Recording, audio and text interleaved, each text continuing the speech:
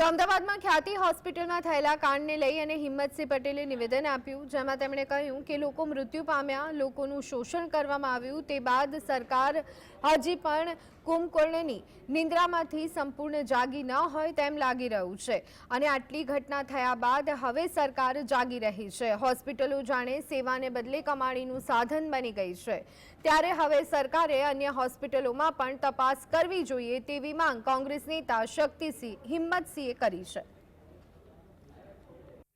Car તો જ્યારે જાગે છે જ્યારે લોકોને મુશ્કેલીઓ પડતી હોય, લોકો જ્યારે એનો ભોગ બની જતા હોય, લોકો મૃત્યુ પામી જતા હોય અને જ્યારે લોકોનું શોષણ થયું હોય, ગેરવહીવટ અને ભ્રષ્ટાચાર જ્યારે છડેચોક લોકોને દેખાઈ આવે ત્યારે સરકાર કુંભકર્ણની નિંદ્રામાં જાગીને પગલાં લેતી હોય છે। પણ અત્યારે જે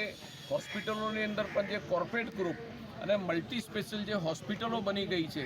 એ માત્ર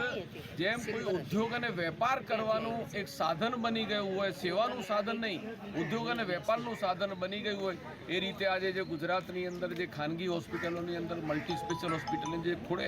ખુલ્લેઆમ જે લૂંટ ચાલી રહી છે, હું માનું છું આ રાજ અને રાષ્ટ્ર અને આ સમાજ માટે કલંકિત